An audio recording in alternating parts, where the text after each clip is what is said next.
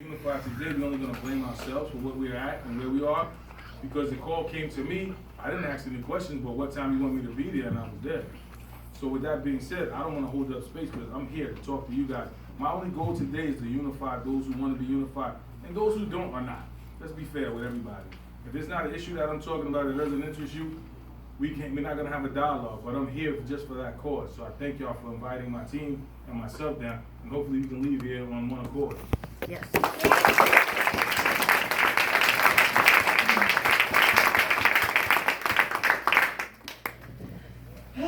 you, Pete. Do I need the microphone? Can you guys hear me? Yeah? Okay. I'm not going to introduce myself. I'm pretty sure you all know me. But this is amazing to be back here at yet another town hall because it was 2.5 years ago that Shafi and I went in and sat down with Peter King and we asked if he would hold a town hall. And his exact words were, "No, it will diminish democracy." And then, for those of you who saw our News 12 debate, when I asked why he refused to come to the town hall that we organized, he told me that I was an illegitimate constituent because I asked a question in a harsh way. So I am thrilled to be back here, to be back to organizing more town halls with all of you. And you guys are the reason that we did what we did last year. We knocked on 250,000 doors because of all of you. And because every single one of you came down in your free time and went out there and did that. So I just want to say thank you. And I want to say thank you for continuing this work and this organization. And to everybody up here, I feel like I know all of you really well, and I got that chance because we built this movement. So I'm not going to talk about myself, and you all know about the campaign. I'm going to tell you about Vote Mama, which is what I've been doing since the campaign ended. So when the campaign ended, I just kept thinking, what can I do to help other moms run? Because even with this historic 116th Congress, there are still only 25 moms in Congress with children who are 18 or younger. There are more than 100 dads.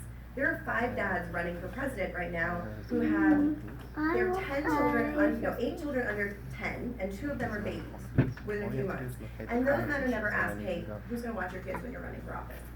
That's a question that I asked. That's a question that Laura asked. Laura did not say this. She's actually one of our Vote Mama endorsed candidates, and she's running for Nassau County Legislature.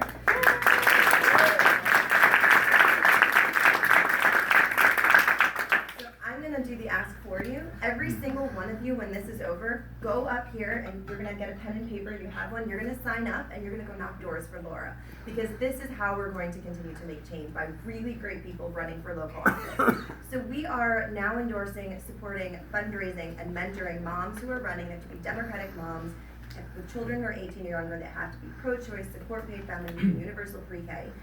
We launched in January. We've received over 160 applications from moms running in 25 different states. We've endorsed 35. We've already had 6 wins.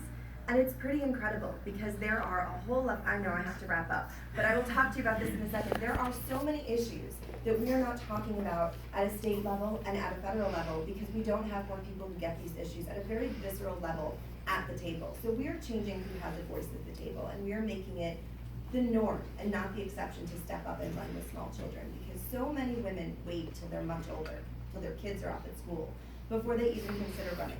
And that's why we don't have women in leadership positions until they're much older. Men get into leadership positions when they're a lot younger, and just having Mila and Nicholas walk up here, I gotta tell you, a year ago, I would have been embarrassed, I would have been worried that everybody was judging me. That's part of life. And we need more people who understand that part of life at the table to make policy decisions that will actually help the rest of this country, because we're 27th in education and healthcare. We're the only country other than Papua New Guinea without paid family leave. These are issues that affect every person in this country. They're economic issues, and we are working to change this. So we're going to change who has a seat at the table, and we're going to change how you even get people to run in the first place. We're going to get more working parents into office because we'll actually see policy change. So, thank you.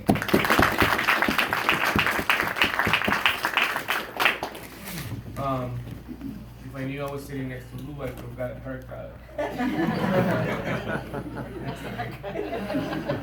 My name is Angel Reyes Rivas. I'm the Long Island coordinator for Rural Migrant Ministry. What we do is we work with immigrant communities on rural New York.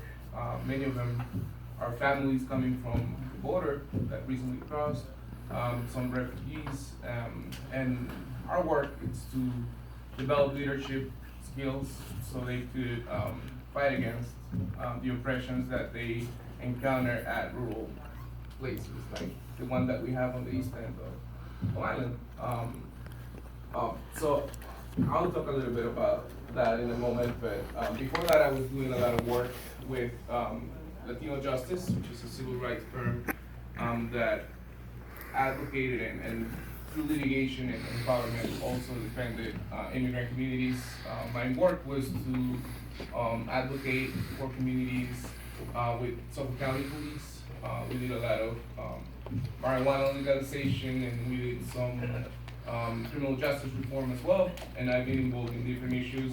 I'm a Nassau County resident, I'm a business owner, I'm a part of the advisory board for the Office of Hispanic Affairs in Nassau County. So I've been doing a couple of things. So yeah, so I'm really thankful for being invited to share with you guys.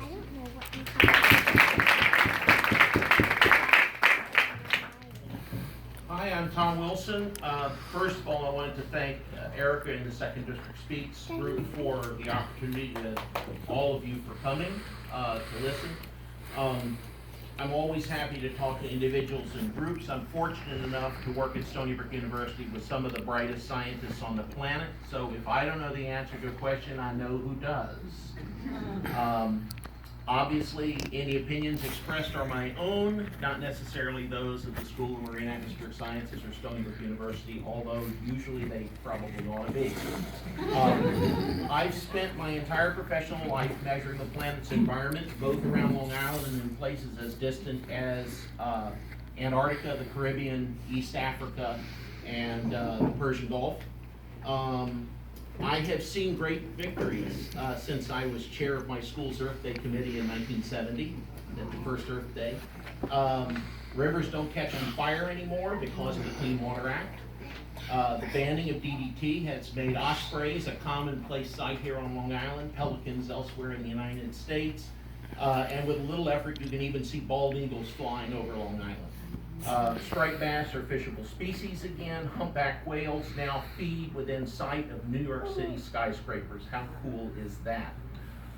The people's demands have made a difference for which we should be proud in the natural world that we live in. And now there are additional and perhaps greater challenges ahead that require all of us to insist on leaders and leadership that maintain good stewardship of the natural world. So, thank you.